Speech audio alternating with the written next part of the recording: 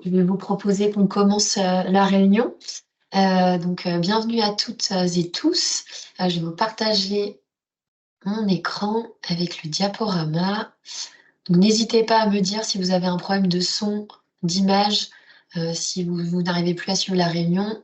Voilà, n'hésitez pas à soit lever la main ou à mettre un message dans la conversation. Aujourd'hui, on est ensemble pour vous présenter le dispositif spécifique régional du cancer OncoPL. Donc, on est ensemble durant 1 heure, donc jusqu'à 14 heures. Donc, n'hésitez pas voilà, à couper vos micros, mais à également poser vos questions dans le fil de discussion. Donc, elles seront reprises en intégralité à la fin. Voilà, l'objectif, c'est d'avoir un échange aussi avec vous pour savoir comment vous pouvez utiliser les outils qui vous seront présentés. Je vous informe également que cette réunion est enregistrée actuellement et sera ensuite disponible sur la chaîne YouTube de la PMSL. Donc, vos visages seront floutés, sauf ceux évidemment des présentateurs et présentatrices. Voilà. Donc, je continue et je vais laisser tout d'abord, les participantes et les présentatrices aussi, et les intervenantes se présenter.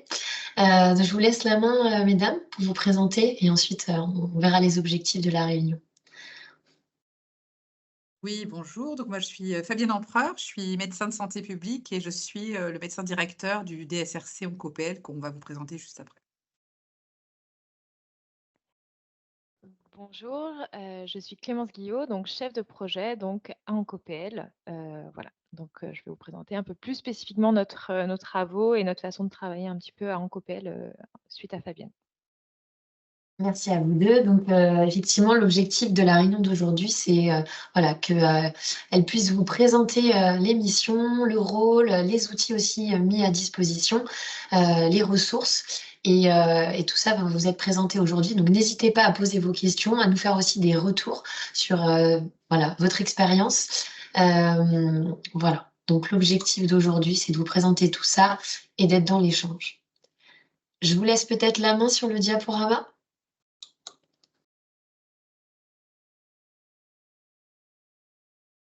Je démarre. Très bien, merci beaucoup en tout cas Alice, merci à la PMSL de nous faire cette proposition de présentation.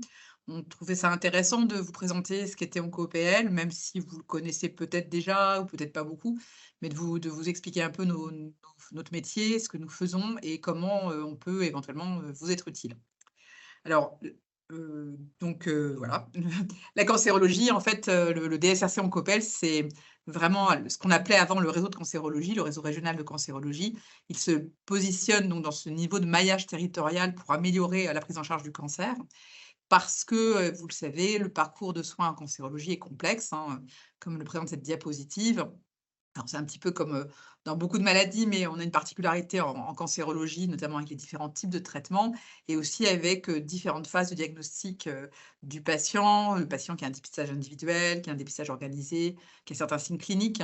Ce qui fait qu'on ne va pas avoir toujours le même niveau de dépistage et le même niveau de cancer diagnostiqué. Et puis après, il y a tout un panel de professionnels qui vont intervenir, même avant le diagnostic, que ce soit les examens, les consultations spécialisées, etc., jusqu'au moment du diagnostic qui est posé, donc avec notamment l'anatomopathologie, l'annonce du diagnostic, puis les traitements, on va y revenir, le suivi, les soins qui peuvent être associés à ces traitements, et puis la fin du parcours de soins qui est assez multiple, hein. On peut avoir une rémission, une guérison, des rechutes, une entrée en soins palliatifs. Donc il y a beaucoup de possibilités et c'est vrai que la cancérologie, c'est un parcours particulièrement, compliqué. Sur la diapo suivante, on voit que, ce parcours, il est compliqué, surtout déjà du fait des nombreux traitements qui peuvent être faits par différents professionnels de santé, avec les 3 grandes familles de traitements dits actifs, que sont la chirurgie en premier lieu, bien sûr, tous les traitements médicaux type chimiothérapie, immunothérapie, hormonothérapie et thérapie ciblée, et puis la radiothérapie aussi. Donc les 3 grandes familles de traitements curatifs qui ont la particularité d'être faites par 3 disciplines différentes, des chirurgiens, des oncologues médicaux et des oncologues radiothérapeutes. ce qui différencie un petit peu par rapport à d'autres maladies chroniques, où souvent on a, en plus du médecin traitant, un spécialiste, un diabétologue, un cardiologue, un ophtalmo, mais là, on se retrouve avec, même en tant que pour une seule prise en charge d'un cancer, on peut avoir affaire à ces 3 types de spécialités. Et depuis quelques années, en plus, on associe les soins oncologiques de support. Ça, c'est vraiment une particularité à la cancérologie. Depuis quelques années, on associe dès le début de la prise en charge tous les soins dits de support, que sont bien entendu la diététique, la psycho-oncologie, mais aussi tout ce qui est assistance sociale et puis les soins de bien-être. Donc là, on a une particularité, c'est le fait d'avoir ces nombreux traitements. Et une deuxième particularité qu'on a un peu évoquée, c'est les multiples intervenants avec le patient qui va être pris en charge, d'une part, dans les établissements de soins, que ce soit des hôpitaux publics ou des hôpitaux privés ou un CLCC. On va donc voir les différents médecins dont on vient de parler et les différentes équipes hospitalières, mais aussi, et de plus en plus, directement avec ces professionnels de premier recours, et d'autant plus ces dernières années avec les prises en charge par traitements oraux, qui font que certains patients vont finalement relativement peu souvent à l'hôpital, contrairement à ce qui se passait il y a 10-15 ans, où on avait de l'hôpital de jour pour la chimiothérapie. Maintenant, on a un certain nombre de patients qui vont être traités par des chimiothérapies orales et qui vont finalement ne plus aller aussi régulièrement que ça dans l'établissement de santé.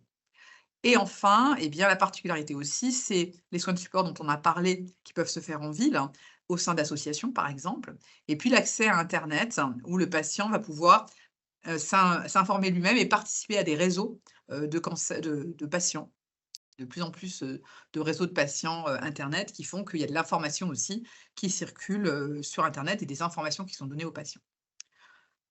Donc on a vu que c'est une pathologie avec un parcours compliqué, avec un nombre d'acteurs important, avec différents types de traitements. Et puis surtout, c'est la première cause de mortalité en France, hein. Il ne faut pas oublier que le cancer, vraiment, c'est la première cause de mortalité et aussi un véritable enjeu sociétal et économique avec beaucoup de financement pour la recherche, beaucoup de financement pour la prise en charge des patients et surtout une évolution exponentielle des traitements.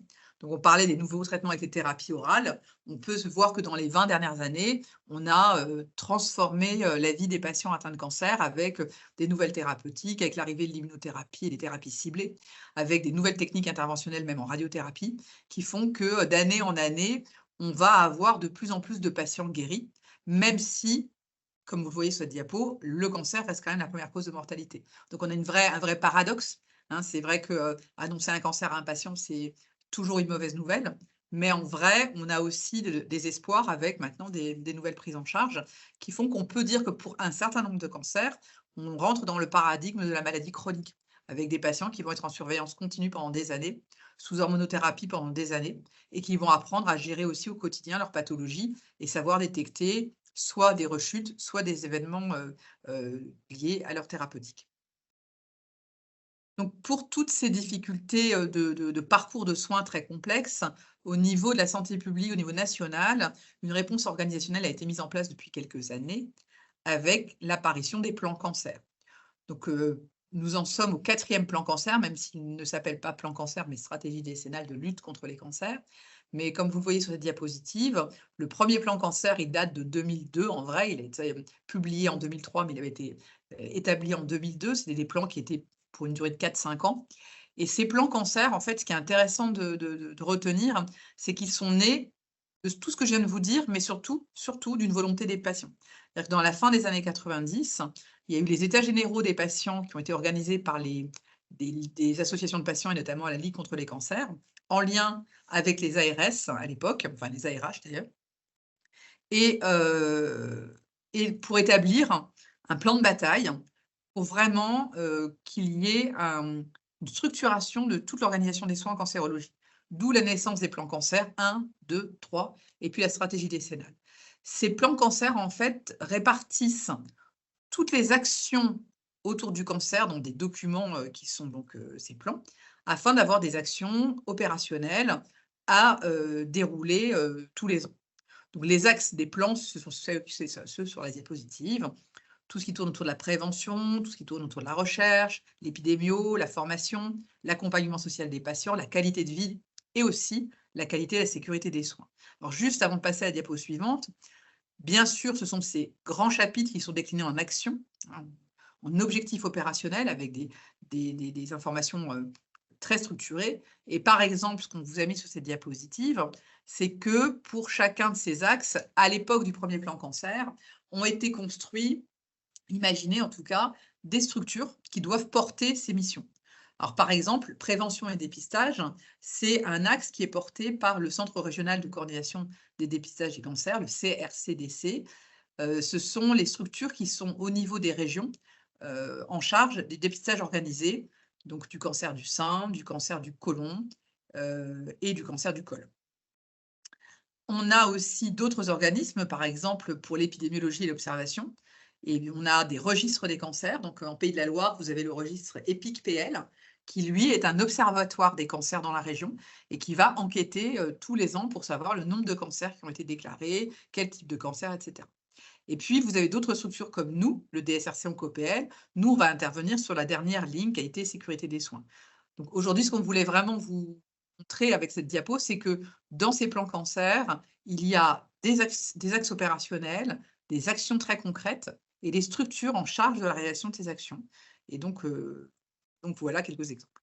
Alors, qualité, sécurité des soins. Ce chapitre-là du plan cancer, on ne va pas le détailler en entier, sinon il nous faudrait beaucoup de temps, mais juste pour schématiser, vous dire que cet axe, il comporte c'est un trépied, hein, avec trois pieds. Donc le premier, c'est le plan cancer numéro 1 qui a défini un parcours de soins idéal en cancérologie, on va y revenir. Puis aussi une réglementation de l'activité des traitements du cancer. Et enfin, la création de structures de coordination. Alors d'abord, la première chose importante, c'est celle-ci. Dans le premier plan cancer, justement suite aux états généraux des patients et au retour des patients, qui avaient une forte demande à cette époque, donc c'était la fin des années 90, une forte demande d'une meilleure communication auprès d'eux, de bien leur annoncer le cancer, de bien prendre en charge leurs proches, de bien leur expliquer ce que c'était qu'un essai clinique, par exemple. Enfin, toutes ces demandes des patients, elles ont été transcrites dans un parcours de soins idéal. Ce parcours de soins qui est sur ce schéma, c'est celui qu'on devrait pouvoir proposer à 100% des patients atteints de cancer en France. Alors, on n'est pas tout à fait rendu là, mais il y a quand même des étapes qui commencent à être bien construites. Donc, vous le voyez sur ce petit schéma, notre patient rencontre son médecin au début de ses symptômes, on va dire, et il va y avoir toute une partie de pré-diagnostic où il va y avoir les interrogations classiques dans n'importe quelle prise en charge médicale, de questions, d'analyses, de symptômes, d'examens complémentaires, jusqu'au moment où on va pouvoir signifier réellement le cancer. Et dans la plupart des cas, c'est sur une pièce d'anatomopathologie. Ce qui n'empêche pas que sur des images ou sur certains examens complémentaires, on puisse avoir une forte suspicion de cancer. À partir de là, à partir du moment où le diagnostic est posé, le patient va devoir être présenté à un staff qu'on appelle la réunion de concertation pluridisciplinaire. Ça, on pourra en reparler tout à l'heure parce que je sais que ce terme, il est utilisé dans beaucoup d'autres domaines. Alors, en cancérologie, RCP, chez nous, ça veut dire réunion de concertation pluridisciplinaire et pas pluriprofessionnelle, c'est important. Et cette réunion de concertation pluridisciplinaire, elle est obligatoire. Tous les patients atteints de cancer doivent être présentés dès le début de leur prise en charge en RCP. Même le petit cancer de la thyroïde, où on se dit c'est un petit nodule qu'il faut enlever, à partir du moment où c'est un nodule malin, le patient doit être présenté en RCP. Et très rapidement, c'est-à-dire qu'on doit, entre le moment où le diagnostic est fait, où la suspicion est forte, et le moment où le patient est présenté à RCP, il ne devrait pas s'écouler plus d'une semaine. Donc ça veut dire qu'il faut avoir des réunions de cancérologie très fréquentes. Ces RCP, elles sont très calibrées, elles sont réglementées par des textes du ministère de la Santé, avec l'importance d'avoir un quorum, c'est-à-dire un minimum de 3 professionnels de la cancérologie du domaine. Si c'est par exemple pour un cancer du sein, une RCP sein, il faut qu'on ait un chirurgien du sein, un oncologue spécialisé en séno et un radiothérapeute spécialisé en séno. Donc, c'est vraiment très important d'avoir cette partie-là. Et la RCP, c'est la présentation de tous ces cas de cancer pour faire la meilleure proposition thérapeutique de prise en charge du cancer, selon les référentiels de bonne pratique mais aussi pouvoir proposer des essais thérapeutiques. Une fois que la RCP est passée, le patient doit avoir une annonce correcte, faite avec différents temps, mais une vraie annonce, on lui annonce la maladie, on lui annonce un traitement possible et on lui remet un programme personnalisé de soins. Ensuite, le patient a ses traitements curatifs ou actifs et ses soins de support. Et enfin, à la fin du parcours, lorsque les traitements actifs sont finis, on doit pouvoir remettre au patient un programme personnalisé d'après-cancer pour la surveillance. Comme vous le voyez sur la gauche de cette diapo, tout ça ne se passe pas forcément à l'hôpital. Il y a des étapes, notamment dans les traitements, qui vont se passer en ville et où le patient va pouvoir aller voir régulièrement son médecin généraliste, son infirmière de ville, son pharmacien d'officine, retourner voir son spécialiste à l'hôpital, etc., etc. Donc, il y a des allers-retours qui se font, et c'est ce que je disais tout à l'heure, beaucoup plus fréquemment qu'il y a 10-15 ans, où on avait des patients qui avaient leur chimiothérapie en HDJ et qui finalement allaient très souvent à l'hôpital et voyaient plus souvent leur oncologue que leur médecin traitant. C'est encore vrai pour beaucoup de cancers, mais c'est des choses qui commencent à évoluer. Et enfin, vous voyez, tout ça est sous-tendu par un outil informatique, le DCC, le dossier communicant de cancérologie, qui est un outil régional qui actuellement véhicule les fiches qui sont présentées en RCP. Ça, c'est la partie parcours idéal. La deuxième partie du trépied, c'est la réglementation. Donc, une chose que vous savez certainement, mais le cancer ne se traite pas dans tous les établissements de santé d'une région. Dans une région comme la nôtre, en Pays de la Loire, il y a une centaine d'établissements de santé court séjour, publics ou privés. Les 100 ne sont pas autorisés à faire de la prise en charge du cancer. Les établissements autorisés à prendre en charge les patients atteints de cancer, enfin à traiter du cancer, il y en a 33 en Pays de la Loire, et ils sont soumis à autorisation par les ARS, selon des décrets ministériels, avec une autorisation qui est révisée tous les 5 ans.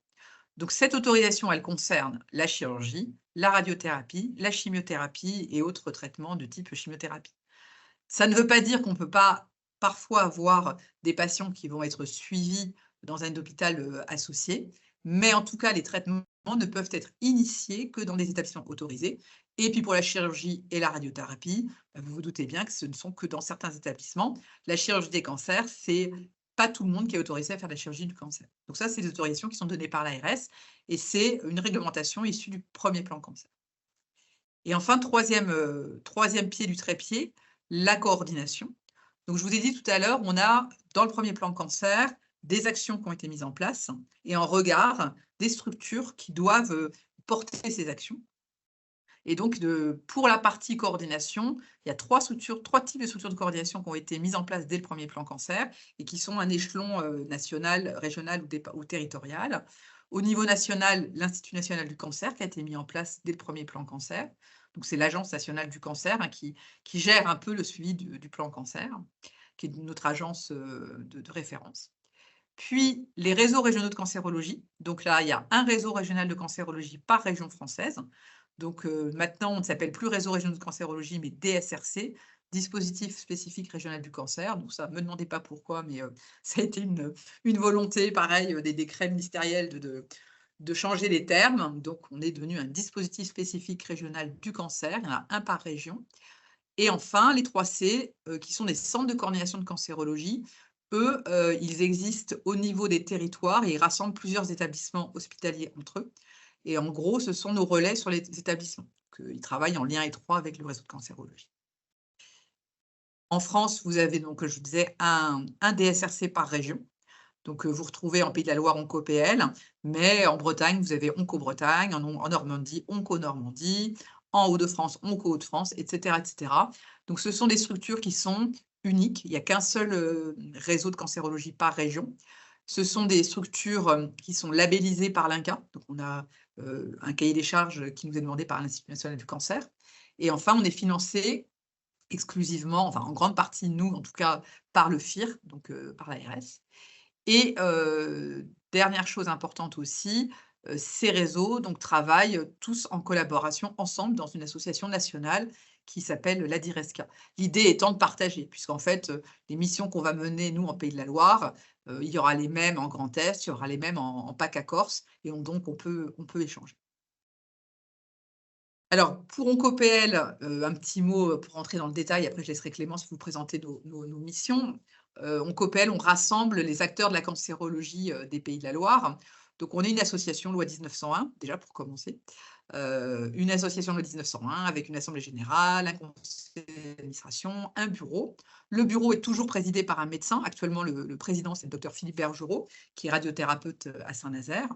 Et dans notre assemblée générale, on rassemble 7 collèges différents. C'est vrai que nos collèges sont pour le moment très hospitalo-centrés, puisque ce sont tous les établissements autorisés de la cancérologie, les CHU, le CLCC, toutes les cliniques privées et tous les hôpitaux publics qui font du cancer. Ce sont les fédérations hospitalières, ce sont les 3C dont on vient de parler à l'instant, mais nous avons aussi un collège des professionnels de la ville, donc avec les représentants des médecins généralistes, les représentants des infirmières de ville, les représentants des pharmaciens et des kinés. Et enfin, on a un collège aussi un collège des structures donc, de coordination et un collège des patients, des usagers. Notre équipe OncoPL, puisque je vous dis c'est une association de 1901, mais on a une équipe salariée qui fait le job, on va dire, de structurer toutes nos missions. Et cette équipe opérationnelle, elle est d'environ 8 équivalents temps plein. Donc, je la dirige depuis 2011. Et nous avons donc dans cette équipe des chefs de projet comme Clémence, qui présentera après quelques projets, des assistantes, et puis on a la particularité d'avoir une branche aussi pour l'oncogériatrie et une branche aussi pour l'oncopédiatrie. Voilà, je vous disais, financé par le Fonds d'intervention régionale, donc par l'ARS. C'est une association, mais les adhésions, il n'y a pas d'adhésion payante. Ce sont des adhésions, entre guillemets, obligatoires pour les établissements de santé. Dans le cadre du plan cancer, tous les établissements de santé qui font de la cancérologie ont l'obligation d'être membres du réseau. Donc, ne se pose pas de questions, nous non plus d'ailleurs. Et donc, c'est pour ça que l'adhésion est gratuite, parce que puisque c'est déjà obligatoire, ça semblerait compliqué de leur demander une subvention. Diapo suivante. Enfin, et avant de passer la parole à Clémence pour vous donner du concret, voilà nos missions. Donc, à quoi on sert? Eh bien, l'objectif, le but ultime du réseau OncoPL, comme des autres réseaux de la France, c'est de garantir à tous les patients atteints de cancer de notre région un accès égal à des soins de qualité, quel que soit le lieu et la structure de prise en charge. Donc, la première chose à bien comprendre, c'est que nous, OncoPL, vous l'avez vu, on est une toute petite équipe. Moi, je suis médecin de santé publique, je ne suis pas oncologue. On ne voit pas les malades. On n'est pas une structure de prise en charge de patients. L'autre jour, on faisait le parallèle avec la PMSL. On est vraiment une structure de coordination des acteurs pour monter des projets, pour que ces projets servent aux professionnels de terrain pour améliorer la prise en charge des patients. Donc, on va construire des outils pour améliorer la qualité des soins en cancérologie, construire des outils de communication au sein de la région, aider à la formation des professionnels, à l'information, et puis évaluer les pratiques et les organisations. Donc, notre rôle, ça va vraiment être de développer des ressources, développer des méthodes, développer des outils pour que les professionnels de soins puissent prendre en charge les patients du mieux possible. Donc, voilà un petit peu notre objectif, et je vais peut-être laisser la parole à Clémence pour vous montrer comment on travaille et quelques exemples d'outils concrets pour que ça vous parle peut-être un peu plus.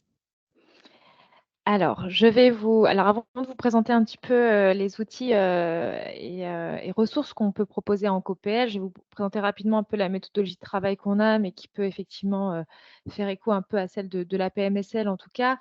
Nous, dès qu'on a eu un projet en tout cas qui va émerger, on peut avoir deux possibilités. Soit, alors je vais faire attention, mais c'est une demande de terrain et on va avoir des professionnels qui vont nous questionner ou une structure ou alors, voilà, qui va nous questionner sur une problématique, à travailler ensemble. Ça peut être une chose ou ça va être inscrit dans notre CPOM. Ça peut être soit par nos ARS ou l'INCa, on va avoir un objectif, un projet à développer. Ce qui est surtout important à préciser, c'est que nous, on va jamais travailler au niveau local. On va jamais travailler pour une structure, pas pour un professionnel.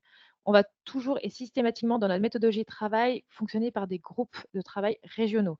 Donc évidemment, un chef de projet est assigné à un projet et il va s'entourer, d'acteurs de terrain. Donc on va faire un appel à candidature pour avoir une représentation de la région. Donc on va avoir évidemment, selon la thématique du projet, différents profils volontaires pour intégrer ce projet. L'idée, c'est vraiment de représenter la région, représenter en fonction de la thématique, les établissements, que ça soit privé et public, mais également, la ville. Une fois qu'on a monté notre groupe de travail, on va développer un petit peu le protocole du projet. Donc voilà, ça peut être de la bibliographie, du benchmark, un état des lieux sous différentes formes, et on va mettre en place un calendrier prévisionnel et des modalités de mise en œuvre du projet. Et on va vraiment rentrer dans le vif du sujet en construisant voilà, le projet avec le groupe de travail, donc toujours accompagné par les professionnels de terrain. On va identifier les difficultés et axes d'amélioration autour du projet, construire les outils ou les ressources en fonction de ce qu'on avait identifié, l'objectif de départ. Et tous nos outils et ressources sont toujours relus par le groupe de travail régional. Suite à ça, une fois que tout est validé et que l'outil peut être disponible, donc diffusé sur notre site internet, voilà, à disposition des professionnels, on va pouvoir faire une communication auprès de relais du territoire en fonction de l'objectif. Alors l'idée, c'est évidemment de l'identifier en amont par rapport à l'objectif de départ et de qu'est-ce qu'on souhaite développer, voilà, qui va être touché par notre outil, et l'évaluer par la suite. Mais vous allez voir que tous nos outils qu'on a créés, qui sont régionaux, sont disponibles sur notre site internet, gratuits et voilà, disponibles facilement. Avant de vous les présenter en détail, juste pour vous dire que tous ces outils vont être, voilà, la force un peu du dispositif va être de travailler avec tous. Donc on va travailler avec des acteurs locaux, donc ça va être des professionnels des établissements, des usagers également. On va travailler avec donc des la ville évidemment, la MSP, donc la PMSL également, les CPTS, les DAC tout récemment. On va avoir également des acteurs régionaux comme le GRAD, donc ça va être le e-numérique, le numérique en santé, notamment pour ce que présentait Fabienne rapidement tout à l'heure, le DCC, les URPS, RCDC, etc. Des instances régionales, donc l'ARS, nationale également. Et on va également travailler avec les autres DSRC par le biais de l'ADIRESCA, donc l'association des dispositifs spécifiques régionaux du cancer. Donc voilà, on va avoir différents types de partenaires et niveaux de partenaires dans nos projets. Alors, quelques exemples d'outils créés par EncoPL. Donc là, je vous ai mis, on va dire, quelque chose un peu, enfin, c'est non exhaustif, mais voilà, un petit peu le type d'outils qu'on peut développer. On va avoir ce qu'on appelle un peu des annuaires régionaux heu, sur notre site internet qui vont être disponibles. Donc, on va retrouver un annuaire des ressources, donc des ressources en cancérologie des Pays de la Loire. Donc ça, je vais vous le présenter plus spécifiquement après. On va avoir également à disposition un annuaire des référentiels.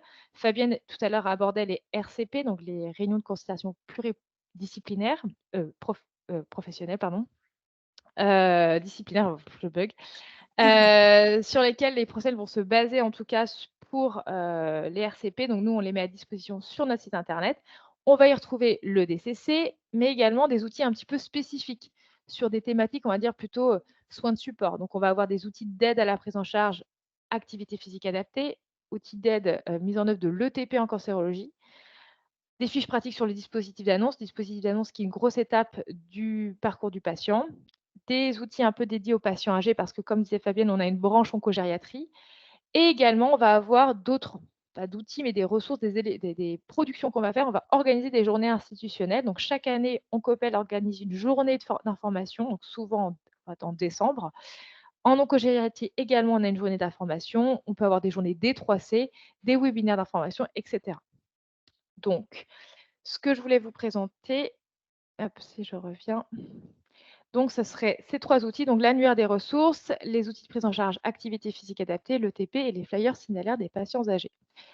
Pour l'annuaire des ressources, donc c'est une, enfin voilà, j'ai essayé de faire une petite capture d'écran pour vous présenter un peu l'outil. C'est une cartographie qu'on va retrouver sur notre site internet, qui va référencer, on va dire, les structures qui vont avoir des ressources dédiées à la cancérologie. À savoir, donc on va retrouver des structures types, les établissements de santé autorisés, donc ils sont tous référencés sur notre cartographie, les HAD, des associations également de villes, et on va avoir une possibilité de faire une recherche multicritères. Donc on peut rechercher soit les ressources, les traitements que certains peuvent proposer, donc les établissements de santé autorisés ou les HAD par exemple, donc les chirurgies proposées dans la région, les chimiothérapies, la radiothérapie, mais surtout les soins de support proposés, que ça soit dans les établissements ou en ville. Et donc pour vous présenter un petit peu ça, donc ça vous pouvez retrouver ça sur notre site. Je vais vous montrer un exemple de 2 pages, une dédiée à une association. Si vous cherchez une association, un soin de support, peu importe, vous allez trouver, par exemple, là j'ai pris l'exemple de l'association Cocoon Ensemble Autrement. Alors j'espère que vous verrez bien, je crois que c'est un petit peu flou, mais bon, j'ai essayé de faire au mieux. Donc chaque structure, donc là c'est le cas d'une association, on va retrouver ses coordonnées en haut, un numéro de téléphone, voilà, son mail si besoin et le site internet. L'idée, c'est aussi d'avoir l'information sur les soins oncologiques de support que propose cette association. Donc, on va avoir, vous allez voir par la suite, un détail de tous ces soins de support proposés, avec un petit détail voilà, sur les ateliers. Et on va préciser en haut si les soins de support sont proposés, à quel type de patients sont proposés ces soins de support, et s'ils sont proposés pendant les traitements et ou après les traitements. Donc voilà, donc là, je vous ai mis un exemple. On voit pour Cocoon, il propose de l'activité physique adaptée, de l'art-thérapie, du bien-être. Si on défile un petit peu la page de Cocoon, on va voir, alors là, je vous le fais apparaître comme ça, on va avoir la prise en charge nutritionnelle, psychologique, etc. Donc, vous retrouvez tout en détail. Et l'idée, c'est que par le biais du numéro de téléphone, vous pouvez les contacter. Ce que je n'ai pas précisé, c'est que notre site internet est vraiment à destination des professionnels. Alors, évidemment, des patients peuvent très bien se rendre sur notre site parce qu'il est ouvert, mais l'idée, c'est vraiment, on s'adresse aux professionnels. Donc, un professionnel de ville ou d'établissement souhaite de l'information et souhaite diriger son patient vers voilà, des soins de support, chargé de soins de support, il peut aller sur notre site et trouver les numéros indiqués ou les ressources souhaitées en tout cas. Pour un établissement autorisé de santé, voilà, je vous ai pris l'exemple de la clinique de l'Anjou. Ça se présente à peu près de la même façon. Donc, on va retrouver ses coordonnées en avant, en amont. Les 3C de référence, équipe d'évaluation cogériatrique est également mentionnée.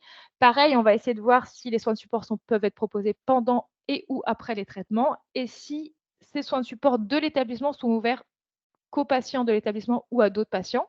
Est-ce que les proches aidants peuvent en bénéficier? Donc, de premier abord, alors évidemment, c'est un établissement de santé. Comme l'a dit Fabienne, les traitements sont, on va dire, ont des autorisations. Donc, tous les établissements ne peuvent pas pratiquer de la chirurgie ou de la radiothérapie, etc. Donc, on va avoir un détail, par exemple, pour la clinique de l'Anjou, de toutes les chirurgies pour lesquelles la clinique est autorisée. Et donc, si on scrolle, enfin, si on défile un peu sur la clinique de l'Anjou, on tombe sur les soins de support proposés, donc comme les associations.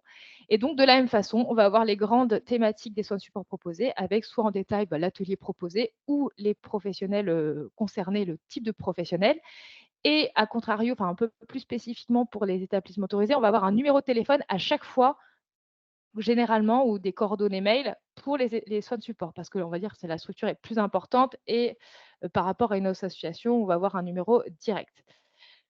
Suite un peu à l'annuaire des ressources, on va avoir un espace outils sur notre site web où on va retrouver globalement tous nos outils créés, comme je vous ai en libre service. Et je voulais vous présenter spécifiquement l'activité physique adaptée, les outils qu'on a créés, donc le kit entre guillemets. Donc ça, c'est un kit dans lequel on a construit, donc avec des professionnels de terrain toujours, des outils d'aide à la prescription d'activité physique adaptée. Donc, on va avoir en tout cas, la consultation médicale, la prescription médicale, le certificat de non-contre-indication qui vont être intégrés dedans. Donc, on a des modèles d'outils de prescription. En plus de ça, on va avoir pour l'aide à la prescription un guide qui va être créé pour aider les professionnels à prescrire de l'APA à ses patients, un logigramme également et des outils d'information, un flyer pour les professionnels, un flyer pour les patients. Ces outils-là, c'est pour ça que je vous les présente, sont aussi bien utilisables pour les professionnels des établissements que pour les professionnels de ville. Donc, ça peut être intéressant effectivement de prendre connaissance de ces outils-là parce que les professionnels de ville peuvent tout à fait utiliser ces outils et les prendre, enfin d'utiliser avec leurs patients en consultation. Je voulais également vous présenter l'ETP, un kit ETP en cancérologie que nous avons développé. Nous avions, il y a quelques années, construit un programme, une proposition de programme d'ETP sur les thérapies orales. Et donc, nous avons repris un petit peu ce projet l'année dernière et nous avons proposé ce kit un peu plus général avec différents outils selon les besoins des professionnels. Et en fait, on va retrouver sur notre site différentes notions selon le besoin, voilà, vos besoins. Je souhaite de l'information sur l'ETP, on va retrouver une fiche d'information sur l'ETP. Voilà un petit peu comment fonctionne l'ETP avec des spécificités sur la cancérologie. On a également construit en partenariat avec la RSP de la Loire un annuaire première lecture des programmes ETP ouverts aux patients atteints de cancer. Donc, on va retrouver de manière très simple les programmes ETP en cancérologie, mais pas que. Ceux qui vont être un peu plus transversales, type stomathérapie ou autres, qui vont être ouverts aux patients atteints de cancer. Donc ça, on l'a construit, il est disponible sur notre site et mis à jour régulièrement. Et voilà, pour avoir une première information de ce qui se fait pour les patients dans la région atteints de cancer. On va y retrouver également un logigramme pour aider les professionnels à déclarer le programme ETP à l'ARS. Donc, on a essayé de faire quelque chose d'assez simple, mais aussi ludique pour les professionnels, avec un parcours un petit peu simplifié et avec toujours des liens interactifs pour aider les professionnels à réaliser les étapes. On va avoir de la même façon pour « Je souhaite connaître les étapes de mise en œuvre d'un programme », un logigramme dédié à cette mise en œuvre, avec 2 temps de parcours. Le parcours du patient qui, lui, va rentrer dans son programme ETP, qui va avoir des temps avec l'équipe éducative ou le coordonnateur, avec le diagnostic éducatif, la mise en place des étapes. On va avoir un détail un petit peu spécifique dessus et ensuite, on va avoir en parallèle des étapes proposées pour le patient, l'étape réalisée par l'équipe éducative. Et à chaque fois, on va essayer de mettre au maximum des outils à disposition du professionnel qui aura le logigramme pour pouvoir réaliser l'étape. Par exemple, j'ai besoin d'un diagnostic éducatif. On a un modèle de diagnostic éducatif qui est en lien et qui est sur notre site internet. Et enfin, je termine. Je souhaite de l'information et des étapes, connaître les supports pédagogiques. On va avoir le programme dont je vous ai parlé, qu'on a remis à jour sur les thérapies orales, et des supports pédagogiques autres, un diagnostic éducatif, des bilans de séance, etc., qu'on peut mettre en ligne sur notre site internet. Et enfin, je termine, et je pense qu'on aura terminé juste après. On a également un flyer, enfin, on a créé en partenariat avec notre équipe dédiée à l'oncogériatrie, un flyer dédié aux signes d'alerte chez les patients âgés de plus de 75 ans. Donc, c'est vraiment là, ce genre d'outils sont effectivement disponibles sur notre site, mais également distribués. D'ailleurs, on avait pris contact comme ça avec la PMSL sur ce sujet-là pour pouvoir les diffuser, vraiment ce genre d'outils en ville, dans les salles d'attente des professionnels de ville, parce que voilà, ça peut être vraiment, c'est de l'information, on va dire prévention. Alors pourtant, on ne fait pas spécifiquement de prévention, mais voilà, là, c'est vraiment des signes particuliers sur voilà, faire attention un petit peu après 75 ans sur ça. Donc voilà, un autre type d'outil qu'on peut créer à OncoPL. Donc, merci à toutes et tous, en tout cas, d'avoir été présents sur ce temps d'échange et de présentation. J'espère que ça vous a apporté quand même des outils et des ressources pour la région et surtout sur cette thématique-là. Voilà, donc n'hésitez pas à revenir vers nous. Du coup, elle sera disponible, cette vidéo, sur YouTube très prochainement. Merci à vous.